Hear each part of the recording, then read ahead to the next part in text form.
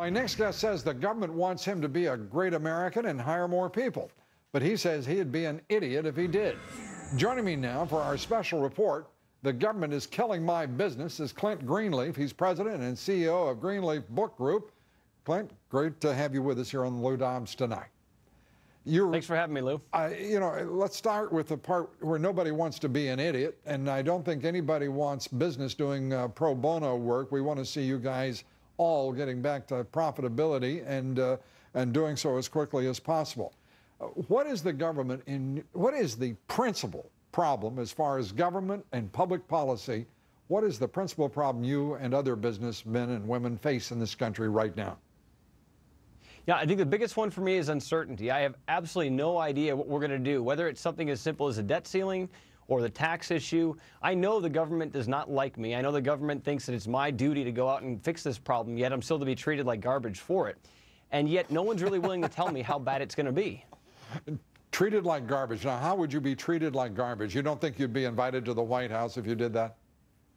Well, I mean, I'm sure the invitation got lost in the mail, but I still haven't yet been invited, nor has any small business owner that I know of been invited to actually express the kind of stress that we're under.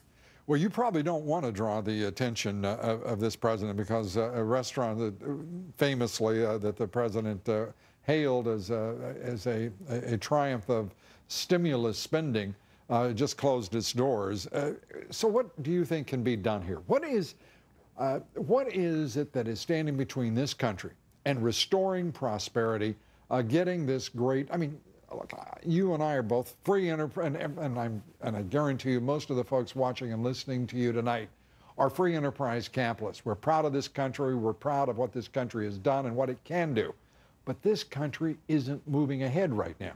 What is the principal reason? Well, again, we're so mired in trying to make everything equal and try and give everybody the same sort of spreading the sacrifice and sharing all the burdens with everybody. The problem is that there are a few of us, and probably a lot of your viewers I would put in the same boat, who are willing to work really, really hard and want to be fairly compensated for that. The problem is, if I know full well that I'm going to get hammered when I go out and work hard, why would I take time away? I've got a very pregnant wife and two beautiful little girls at home. Why would I not be there with them if I know that my work is just going to get taxed away? I mean, it just doesn't make sense for me. And the government is talking about redistribution of wealth. The president makes no secret of it. He's talking about redistribution of wealth. We've got more than half the people in this country not paying federal income tax.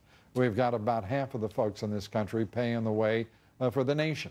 We've got a president talking about millionaires and billionaires need to be taxed more, but what he's really talking about are small business people, individuals making $200,000 a year, couples making $250,000 a year, having that same higher marginal tax rate as billionaires and millionaires.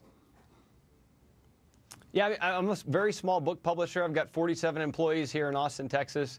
I work my butt off. I'm certainly not a billionaire by any stretch of the imagination, but I do work really hard. And I think as soon as I feel like I'm being punished, I claw back. I try not to work as hard, because there's no reason to go forward and do it. And that hurts growth, that hurts jobs.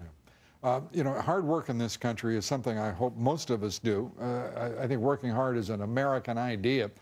Some folks get paid better for that hard work than others, but that's part of being successful, and I think all of us are pulling for you and other entrepreneurs and innovators and businessmen, large and small, to grow, because you just pointed out, you've got 47 of us on your payroll, and we kind of like that part.